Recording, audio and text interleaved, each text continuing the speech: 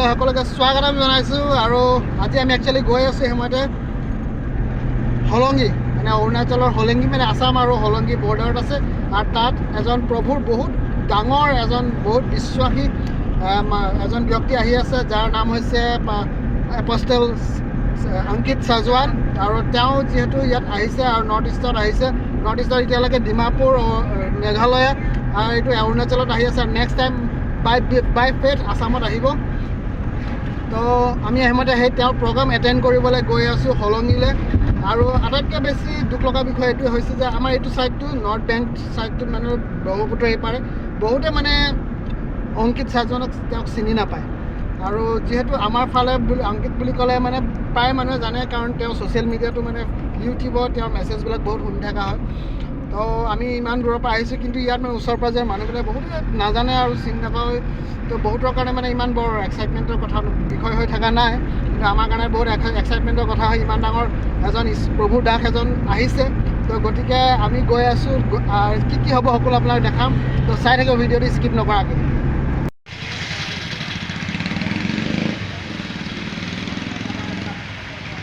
আৰু এইখন হৈছে খ্ৰীষ্টিনা ৰেষ্টুৰেণ্ট, যিখন ক'লাজান তিনিআলিত আছে। আৰু ইয়াতে আমি পৰঠা খাই দিছোঁ, কাৰণ ঘৰৰ পৰা ওলাই আহোঁতে অকল চাহ আৰু বিস্কুট খাই ওলাই আহিছোঁ, গতিকে বহুত ভোক লাগিছে।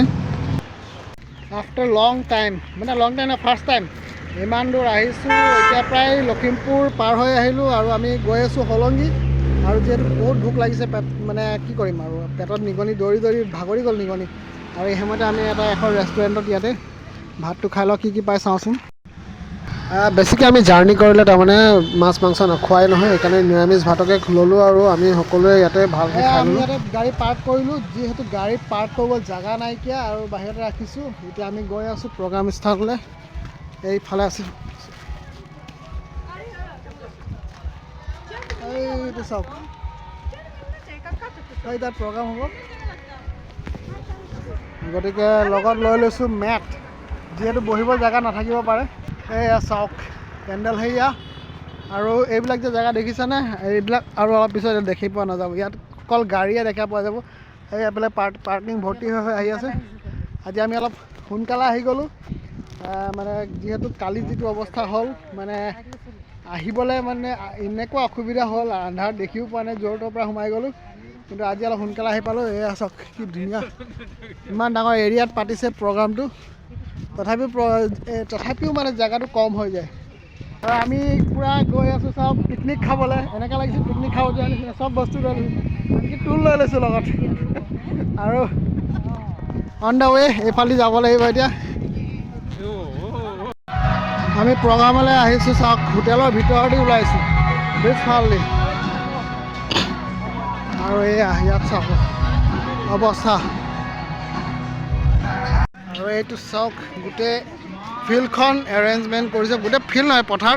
আৰু এইফালে হোটেলেৰে ভৰপূৰ, যোনে আহে মানে খাই বৈ যাব পাৰে, কোনো খোৱা বোৱাৰ কাৰণে অসুবিধা নাই।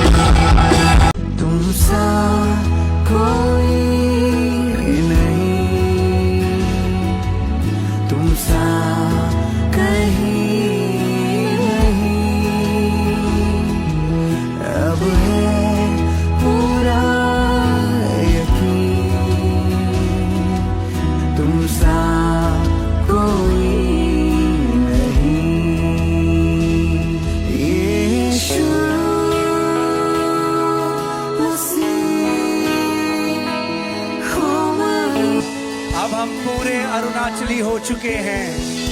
Thank you so much Arunachal for showering us with this love.